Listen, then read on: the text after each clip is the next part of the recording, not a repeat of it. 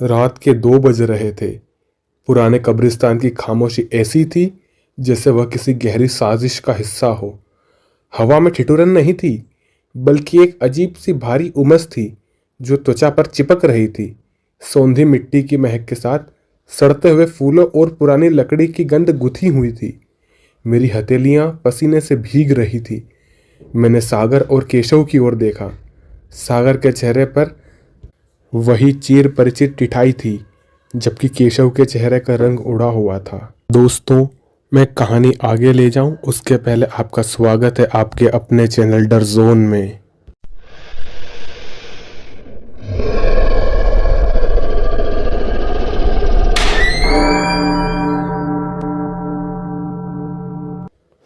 सागर ने फुसफुसाते हुए कहा, तुम दोनों तैयार हो या अभी भी फट्टुओं की तरह कांप रहे हो? उसकी आवाज शांत कब्रों के बीच गूंजी। केशव ने हकलाते हुए कहा, सागर, मुझे यह सब सही नहीं लग रहा। यहाँ रुकना ही गलत है और तुम ये ओइजा बोर्ड लेकर बैठ गए हो।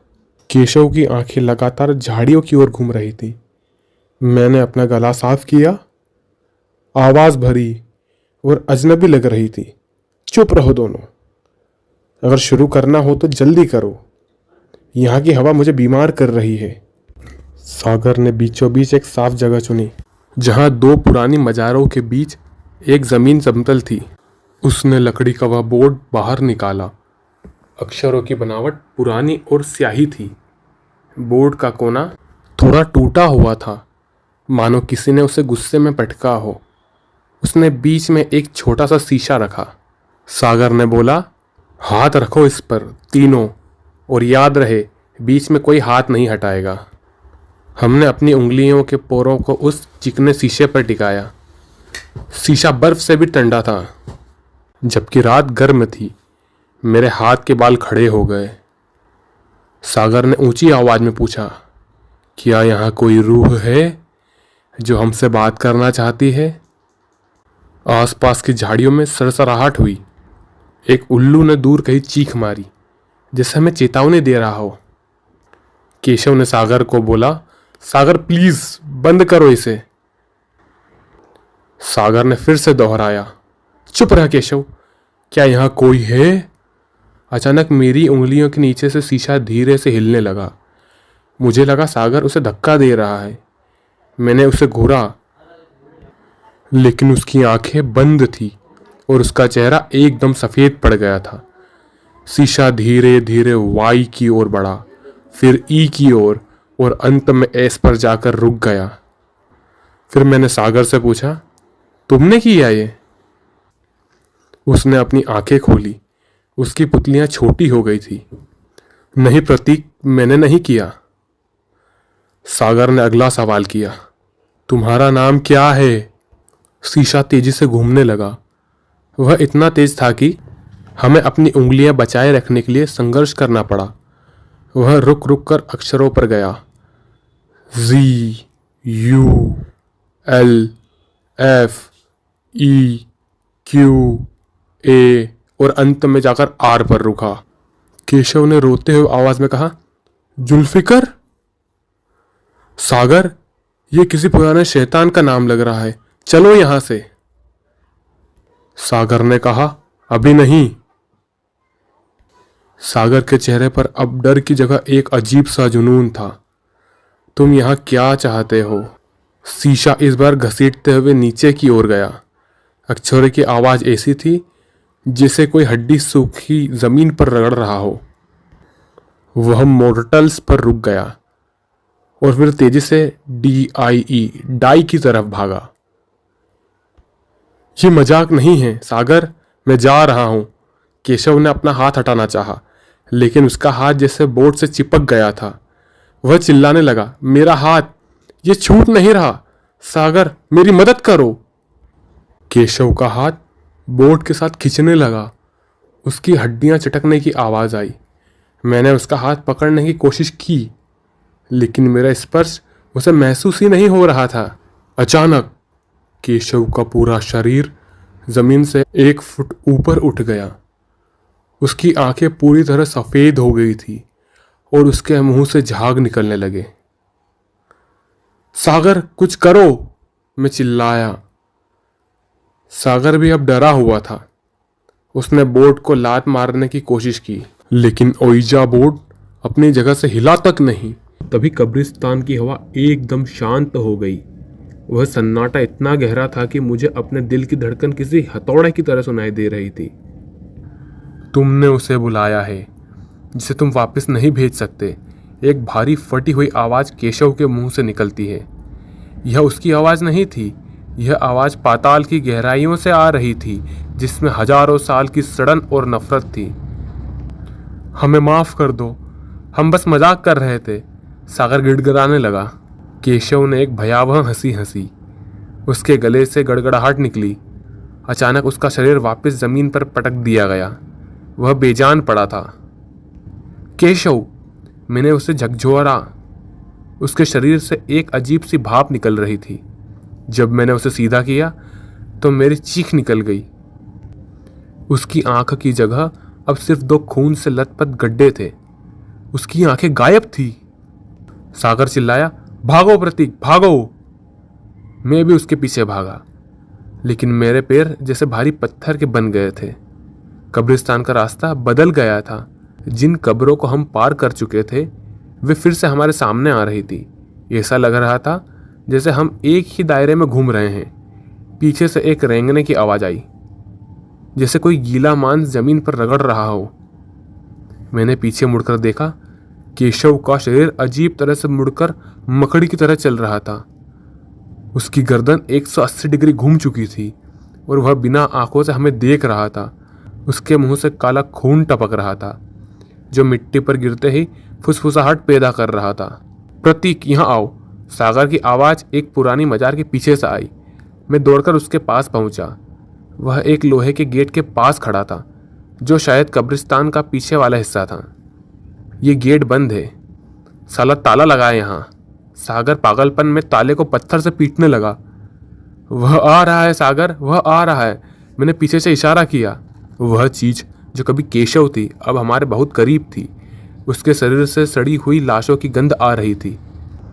वह पास आकर रुक गया। उसने अपना मुंह खोला और उसकी जीभ किसी सांप की तरह लंबी होकर बाहर निकली। उसकी जीभ पर छोटे छोटे दांत थे जो हिल रहे थे। क्या तुम खेलना चाहते हो? उस शैतानी आवाज ने पूछा। सागर ने ताला तोड़ दिया। खुल गया, भागो। हम बाहर की सड़क की ओर भागे। पीछे मुड़कर नहीं देखा।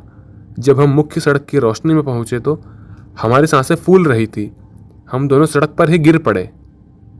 हमने उसे वहीं छोड़ दिया, मैंने हाँफते हुए कहा। वह केशव नहीं था प्रतीक, वह कुछ और था। सागर ने अपने सिर को पकड़ते हुए कहा। उसके हाथ अब भी कांप रहे थे। तभी मुझे महसूस हुआ कि मेरी जेब में कुछ भारी है। मैंने हाथ अंदर डाला और मेरी रूह कांप गई। मेरी जेब से ओइजा बोर्ड का वह शीशा था। वह अब भी उतना ही ठंडा था। ये मेरे पास कैसे आया? मैंने उसे सड़क पर फेंक दिया। जैसे ही वह शीशा जमीन पर गिरा, वह टूटा नहीं, उसके ऊपर एक अक्षर उभरा, गुड बाय। सागर देखो, मैंने चीख कर कहा। सागर मेरी ओर मुड़ा, लेकिन उसकी आंखों में जो मैंने देखा उसने मेरा खून जमा दिया। सागर की पुतलियां गायब हो रही थी।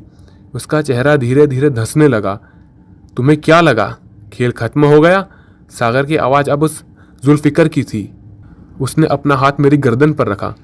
उसका स्पर्श आंख की तरह गर्म था, जैसे कोई जलता हुआ कोयला मेरी खाल पर रख दिया गया हो। मुझे अपनी खाल को जलने की गंध आ रही थी। मैं चीखना चाहता था, लेकिन मेरी आवाज गले में ही मर गई। हमने सौदा किया था प्रतीक, 3 रूह के बदले 1 दरवाजा, उसने फुसफुसाते हुए कहा।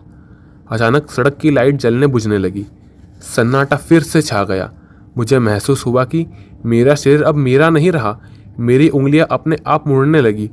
हड्डियां टूटने की कड़कड़ाहट के साथ दर्द इतना असहनीय था कि मुझे लगा मेरा दिमाग फट जाएगा। नहीं, प्लीज, मैं गिड़गिड़ाया। अब तुम मेरे हो। सागर के चेहरे पर एक डरावनी मुस्कान थी। उसने मेरा हाथ पकड़ा और मुझे वापस उस अंधेरे कब्रिस्तान की ओर खींचने लगा। मैं संघर्ष कर रहा था, लेकिन मेरी ताकत जवाब दे रही थी। जैसे जैसे हम अंधेरे की ओर बढ़ रहे थे, मुझे केशव की आवाज़ सुनाई दी। वह रो नहीं रहा था, वह हंस रहा था। हम फिर से उसी ओइजा बोर्ड के पास थे। केशव वहां बैठा था। उसकी खाली आंखें मेरी ओर देख रही थी। बैठो प्रतीक, केशव ने कहा। उसकी आवाज में अब कोई डर नहीं था। मैं बेबस होकर बोर्ड के सामने बैठ गया। सागर ने तीसरी तरफ जगह ली। हम तीनों ने फिर से अपना हाथ उस शीशे पर रखा। क्या यहाँ कोई है? मैंने खुद को पूछते हुए पाया। मेरी आवाज अब मेरी नहीं थी, वह भारी थी, सड़न से भरी हुई। शीशा तेजी से घूमा और यस पर रुक गया। कब्रिस्तान की मिट्टी ऊपर उठने लगी। पुरानी कब्रें फटने लगी। उनमें से सड़े हुए हाथ बाहर निकलने लगे। हवा में अब हजारों रूहों की चीखें थी। अगला कौन है? अब जुल्फिकर की आवाज हमारे तीनों के मुख से निकली और बोली, अगला कौन है? तभी कब्रिस्तान के गेट पर एक गाड़ी रुकी। 3 लड़के बाहर निकले। वे हंस रहे थे। उनके हाथ में टॉर्च और मोबाइल थे। देख भाई, ये रहा वो कब्रिस्तान, यहाँ ओइजा बोर्ड खेलेंगे, उनमें से एक ने कहा। मैंने उन्हें देखा। मेरी आंखों से खून की एक बूंद गिरी। मैंने कांच को उनकी ओर घुमाया। खेल अभी शुरू हुआ था। रात की उमस और बढ़ गई। सड़न की गंध अब और भी तेज थी। जैसे जैसे वे लड़के करीब आ रहे थे, हमें अपना अगली खुराक नजर आ रही थी। सागर ने बोर्ड पर अपनी उंगली दबाई, इतनी जोर से कि बोर्ड की लकड़ी चटकने लगी। आओ, मैंने फुसफुसाया। वे लड़के अब मजार के पास थे। उनमें से एक ने टॉर्च की रोशनी हमारी ओर डाली, लेकिन हमें वहां कोई नहीं दिखा। हम अदृश्य थे, पर मौजूद वहीं थे। एक लड़के ने कहा, अबे यहाँ तो कोई नहीं है, बस ये पुराना बोर्ड पड़ा है। वह बोर्ड की ओर झुका। जैसा ही उसने कांच को छुआ, मैंने उसके हाथ को मजबूती से पकड़ लिया। उसे मेरा हाथ नहीं दिखा, सिर्फ एक बर्फीली पकड़ महसूस हुई। उसके दोस्त ने पूछा, क्या हुआ भाई, हाथ क्यों हटा रहा है? वह लड़का चिल्लाया, मैंने नहीं हटाया, किसी ने मुझे पकड़ा है। मैंने उसकी आंखों में देखा, वह डर, वह आतंक। यही तो हमें चाहिए था। मैंने अपनी जीभ बाहर निकाली और उसके कान में फुसफुसाया, खेलोगे? उसकी चीख कब्रिस्तान की दीवारों से टकराकर वापस आई। सन्नाटा फिर से छा गया, लेकिन इस बार वह सन्नाटा पहले से ज्यादा भूखा था। रात अभी बहुत लंबी थी और मजारों के नीचे सोई हुई रूहें जाग चुकी थी। जुल्फिकर खुश था, सौदा पूरा हो रहा था। कब्रिस्तान की मिट्टी अब और भी गीली हो गई थी, जैसे वह खून पी रही हो। हर एक साये में एक नई कहानी दबी थी और आज रात 3 और कहानियां उन कब्र का हिस्सा बनने वाली थी। मैंने आसमान की ओर देखा। चांद अब लाल हो चुका था। दर्द खत्म हो गया था। अब सिर्फ एक अनंत भूख बची थी। मैंने बड़बड़ाया, अगला अक्षर। शीशा हिला और लिखा हुआ आया, डेथ। उन लड़कों की हंसी अब गायब हो चुकी थी। कब्रिस्तान फिर से शांत था। बस बीच बीच में हड्डियों के चटकने की और मांस के फटने की आवाज आ रही थी। अंधेरा गहराता गया और हम उस अंधेरा का हिस्सा बन गए। अब कोई वापसी नहीं थी। ओइजा बोर्ड फिर से सज गया था, नई उंगलियों के इंतजार में। कब्रिस्तान की हवा में अब मेरी भी गंध शामिल थी। एक नई सड़न, एक नया डर। हम वही थे, सायों के बीच में हमेशा के लिए। और जो आगे होता है, अगर आप वह जानना चाहते हैं तो कमेंट करें पार्ट 2। धन्यवाद।